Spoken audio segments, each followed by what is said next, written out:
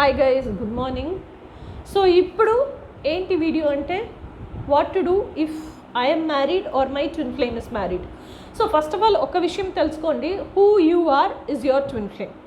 Marriage అనేది వదిలేయండి. ఇప్పుడు మీరు ఒక పర్సన్ కూడా కమిటెడ్ రిలేషన్షిప్లో ఉంటున్నారు, కానీ ఆ రిలేషన్షిప్ ఫుల్ఫిల్డ్గా లేదు, ఎమోషనల్ అవైలబిలిటీ దొరకలేదు, ఎమోషనల్ ఫుల్ఫిల్మెంట్ మీకు దొరకలేదు, అందుకోసం ఆ రిలేషన్షిప్ మీకు నచ్చలేదు, మీకు ఆ ఎమోషనల్లీ ఫుల్ఫిల్లింగ్ రిలేషన్షిప్ కావాలా అనే ఆ మైండ్ సెట్ వచ్చేసింది. Okay, so this is what your status. Marriage అయిపోయింది, కానీ ఆ మ్యారేజ్లో మీకు మార్చ్ ఫార్వర్డ్ అయ్యేదానికి ఇష్టం లేదు. సో మీరు ఇట్లా ఉంటే మీ ట్విన్ ఫ్లేమ్ కూడా ఈ సృష్టిలో ఏదో ఒక కార్నర్లో ఉండుకొని అదే సేమ్ లైఫ్ లివ్ చేస్తూ ఉంటాడు. ఓకేనా, వాడి బ్యాక్గ్రౌండ్ ఏటైనా ఉండని, వాడి కంట్రీ ఏటైనా ఉండని, వాడి రిలీజియన్ ఏమైనా ఉండని, కానీ ఇదే లైఫే వాడు కూడా అటు సైడు లివ్ చేస్తూ ఉంటాడు. సో వాడు కూడా మ్యారేజ్ అయిందో అవలేదో, అది marriage is just on papers, but ఏదో ఒక రిలేషన్షిప్లో కమిటెడ్గా ఉంటాడు. ఆ రిలేషన్షిప్లో ఫుల్ఫిల్మెంట్ దొరకదు, ఎమోషనల్ అవైలబిలిటీ ఉండదు, ఎమోషనల్ సాటిస్ఫాక్షన్ ఉండదు, వాడు కూడా సఫర్ చేస్తూ ఉంటాడు. So why the situation happens అంటే, ఎందుకంటే మీ who you are is your twin flame. అట్లాగే డివైన్ మిర్రర్ మీ ట్విన్ ఫ్లేమ్. వాడెవడో అదే మీరు, వాడికి మీరు డివైన్ మిర్రర్. ఓకేనా, సో ఎందుకు ఈ సిచ్యువేషన్ వస్తుంది, ఎందుకు ఈ సిచ్యువేషన్ ఫేస్ చేస్తున్నారు అంటే, లైక్ మీరు మ్యారేజ్ చేసినప్పుడు ఆ ఏజ్లో, ఫర్ ఎగ్జాంపుల్ నేనే తీసుకున్నాను, మా అమ్మవారు like my mom and dad arranged marriage, full horoscope చూసి 10 పొరతాలు చూసి అన్నీ మ్యారేజ్ చేసి పెట్టిన ఒక మ్యారేజ్. సేమ్ అట్లాగే మా అత్త, చిత్తి, పిన్ని అందరికీ అట్లాగే మ్యారేజ్ జరిగింది. ఓకే, ఫుల్ హారోస్కోప్ చూసి 10 పొరతాలు పెట్టి అట్లాగే మ్యారేజ్ జరిగింది, కానీ ఒక్కరు కూడా హ్యాపీగా లేదు. ఓకే, సో నాకేమనిపించింది అంటే, వీరందరూ అరేంజ్డ్ మ్యారేజ్, అది నుంచి హ్యాపీగా లేదు. ఇంకొకటి అందరూ మ్యారేజ్ చేసుకున్నది లైక్ నాకు ఎట్లయిపోయిందంటే, మా అమ్మకి మా డాడీ వచ్చేసి తల్లి మామ, కన్సాంగినస్ మ్యారేజ్. అది చాలా బాగా తెలుసు మా అమ్మని, అందుకోసం టేకన్ ఫర్ గ్రాంటెడ్గా తీసుకొని అది వల్ల సండలు వస్తుంది, గొడవలు పడుతున్నారు. మా పిన్నికి మా అత్తకల్లా అసలు నాట్ ఇన్ రిలేషన్షిప్, ఎవరినే తెలియకుండా దూరత్ లైక్ ఫార్ ఆఫ్ రిలేటివ్ అని చెప్పినారు. And they are strangers, moral strangers only. So వారు ఎవరు, వారి క్యారెక్టరిస్టిక్స్ ఏమీ తెలీదు, పెళ్ళికి తర్వాతనే తెలిస్తేనాలు ఏమైనా ఏంటి క్యారెక్టరిస్టిక్స్గా ఉంటేనాలు మా అత్తనో పిన్నో అడ్జస్ట్ చేసుకొని బతకాలి. సో నాకు ఎలా అనిపించింది అంటే, చాలా తెలిసిన వారిని పెళ్లి చేసుకోకూడదు, కంప్లీట్గా తెలియని వారిని పెళ్లి చేసుకోకూడదు. సో లవ్ మ్యారేజ్ అయితే మన్ని తెలుసు, మన్ని ఫుల్ స్వభావం ఏంటో తెలుసుకుంటారు, ఇది ఇట్లాగే రియాక్ట్ చేస్తుంది ఈ విషయానికి అండ్ వారు తెలుసుకుంటారు, మన్ని బాగా చూసుకుంటారు, కేర్ తీసుకుంటారు. మన డ్రీమ్స్ అన్నీ మనం లవ్ చేసే అబ్బాయి నుంచి రియాలిటీకి వస్తుంది, మన డ్రీమ్స్ అన్నీ మనం బతుకుతాము అని అనుకొని నేను లవ్ మ్యారేజ్ చేసినాను. ఇంతే నాకు తెలివితేటలు ఉండిద్ది.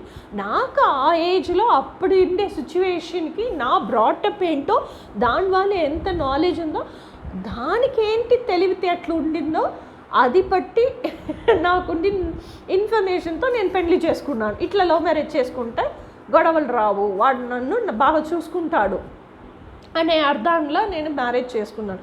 కానీ మ్యారేజ్ చేసిన తర్వాతనే నాకు తెలిసింది, ఎట్లా ఒక అబ్బాయి ఉండితే నాకు నచ్చదు, అస్సలే చిరాకు.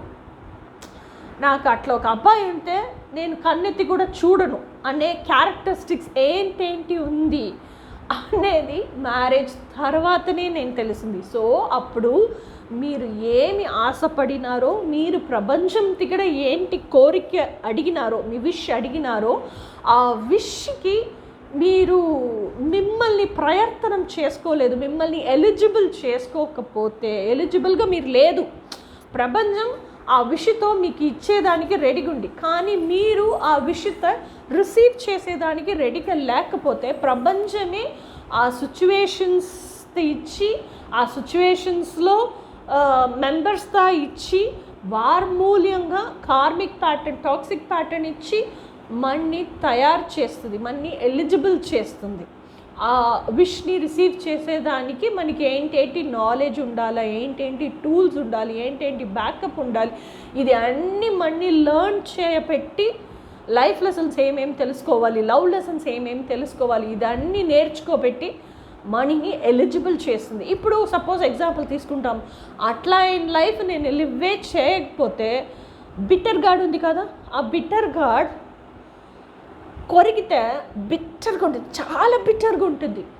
ఆ బిట్టర్ టేస్టే తెలియకపోతే ఇట్స్ సపోజ్ సపోటా ఉంది కదా, చిక్కు, అది తింటే అది చాలా తీవిగా ఉంటుంది అని మనకి ఎట్లా తెలియదు కదా. ఈ బిటర్నెస్ తెలితేనే స్వీట్నెస్ తెలుస్తుంది. డైరెక్ట్గా మీకు స్వీట్నెస్సే తీసేసి ఇచ్చేస్తే ఆ స్వీట్నెస్ మాత్రమే తెలుస్తూనే ఉంటుంది లైఫ్ మొత్తం. ఆ స్వీట్నెస్ తెలిస్తే అది స్వీట్ అనేదే మీకు తెలీదు. ఆ స్వీట్ మిగతా వారికి చాలా అన్కంఫర్టబుల్గా ఉంటుంది అని తెలీదు.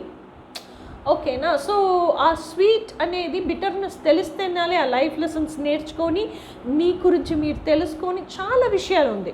సో ఈ ఇప్పుడు నేను ఇదన్నీ